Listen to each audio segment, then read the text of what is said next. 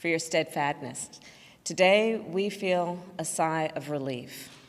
Still, it cannot take away the pain. A measure of justice isn't the same as equal justice. This verdict brings us a step closer, and the fact is, we still have work to do. We still must reform the system. Last summer, together with Senator Cory Booker and Representative Karen Bass, I introduced the George Floyd Justice and Policing Act. This bill would hold law enforcement accountable and help build trust between law enforcement and our communities. This bill is part of George Floyd's legacy. The President and I will continue to urge the Senate to pass this legislation, not as a panacea for every problem, but as a start. This work is long overdue. America has a long history of systemic racism. Black Americans, and Black men in particular, have been treated throughout the course of our history as less than human. Black men are fathers and brothers and sons and uncles and grandfathers and friends and neighbors. Their lives must be valued in our education system, in our healthcare system, in our housing system, in our economic system, in our criminal justice system, in our nation. Full stop. Because of smartphones, so many Americans have now seen the racial injustice that Black Americans have known for generations. The racial injustice that we have fought for generations, that my parents protested in the 1960s, that millions of us, Americans of every race, protested last summer. Here's the truth about racial injustice. It is not just a Black America problem or a people of color problem. It is a problem for every American. It is keeping us from fulfilling the promise of liberty and justice for all. And it is holding our nation back from realizing our full potential. We are all a part of George Floyd's legacy, and our job now is to honor it and to honor him. Thank you. And now it is my great honor to introduce the President of the United States, Joe Biden.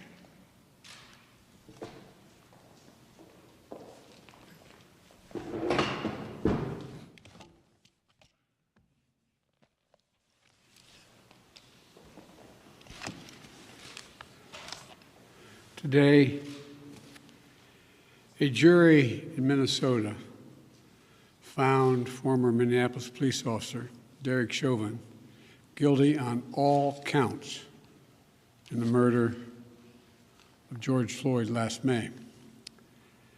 It was a murder in the full light of day, and it ripped the blinders off for the whole world to see the systemic racism the Vice President just referred to. The systemic racism is a stain on our nation's soul. The knee on the neck of justice for Black Americans. Profound fear and trauma. The pain, the exhaustion that Black and brown Americans experience every single day. The murder of George Floyd launched a summer of protest we hadn't seen since the civil rights era in the 60s. Protests that unified people of every race and generation in peace and with purpose to say enough, enough, enough of this senseless killings. Today's verdict is a step forward. I just spoke with the governor of Minnesota, who thanked me for the close work with his team. And I also spoke with George Floyd's family again. A remarkable family of extraordinary courage. Nothing can never bring their brother, their father back. But this can be a giant step forward in the march toward justice in America. Let's also be clear that such a verdict is also much too rare. For so many people, it seems like it took a unique and extraordinary convergence of factors. A brave young woman with a smartphone camera, a crowd that was traumatized witnesses, a murder that lasts almost 10 minutes in broad daylight for ultimately the whole world to see. Officers standing up and testifying against a fellow officer instead of just closing ranks, which should be commended. A jury who heard the evidence carried out their civic duty in the midst of an extraordinary moment, under extraordinary pressure. For so many, it feels like it took all of that for the judicial system to deliver a just basic accountability. We saw how traumatic and exhausting just watching the trial was for so many people.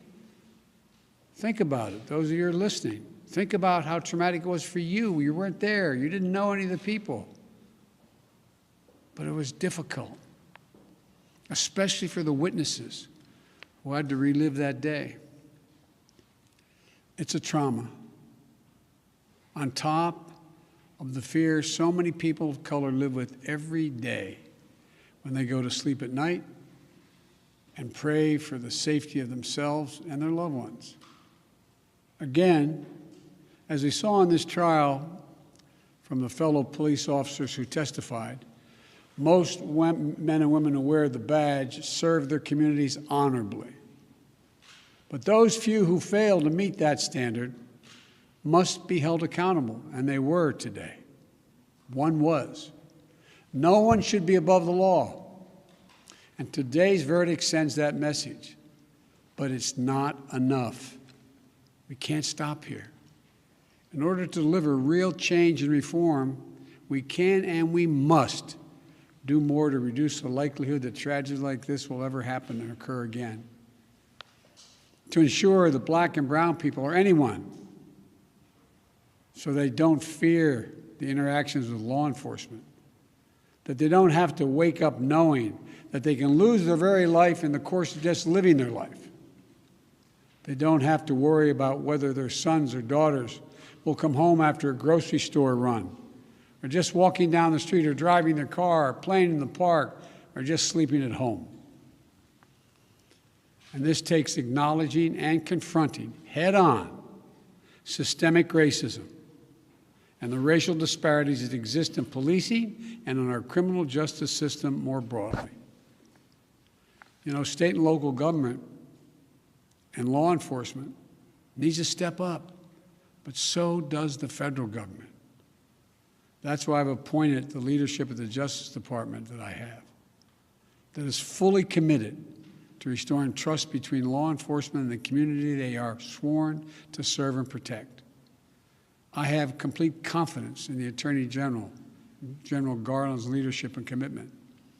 I've also nominated two key Justice Department nominees, Vanita Gupta and Kristen Clark, who are eminently qualified, highly respected lawyers who have spent their entire careers fighting to advance racial equity and justice.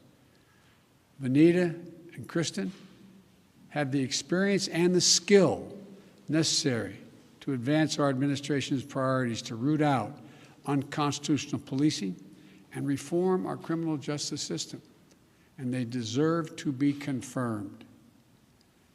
We also need Congress to act. George Floyd was murdered almost a year ago. There's meaningful police reform legislation in his name.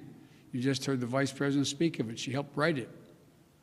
Legislation to tackle systemic misconduct in police departments, to restore trust between law enforcement and the people they're entrusted to serve and protect.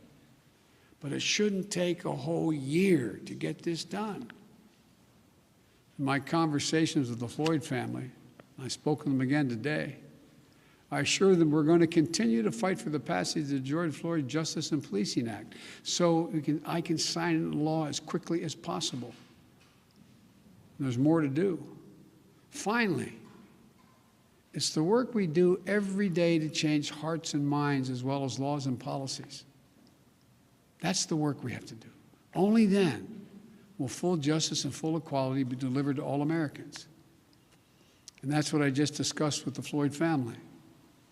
The guilty verdict does not bring back George. But through the family's pain, they're finding purpose.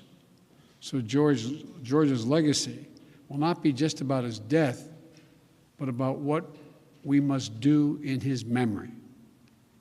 I also spoke to Gianna, George's young daughter, again. When I met her last year, I've said this before, at George's funeral, I told her how brave I thought she was. And I sort of knelt down to hold her hand. I said, "Daddy's looking down on you. He's so proud." She said to me then, I'll never forget it, "Daddy changed the world." And I told her this afternoon, Daddy did change the world. Let that be his legacy, a legacy of peace, not violence, of justice. Peaceful expression of that legacy are inevitable and appropriate, but violent protest is not.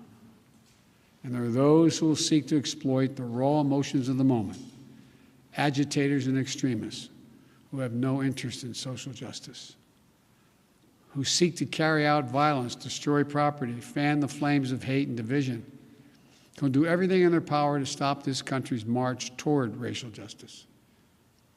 We can't let them succeed. This is a time for this country to come together, to unite as Americans. There can never be any safe harbor for hate in America. I've said it many times.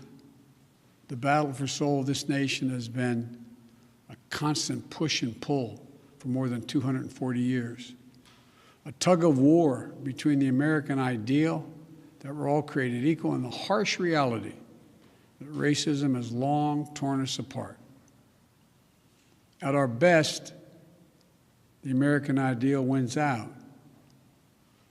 So we can't leave this moment or look away thinking our work is done. We have to look at it, we have to look as we did for those 9 minutes and 29 seconds. We have to listen. I can't breathe. I can't breathe. Those are George Floyd's last words. We can't let those words die with him. We have to keep hearing those words. We must not turn away. We can't turn away. We have a chance to begin to change the trajectory in this country. It's my hope and prayer that we live up to the legacy. May God bless you, but may God bless George Floyd and his family. Thank you for taking the time to be here. This can be a moment of significant change. Thank you.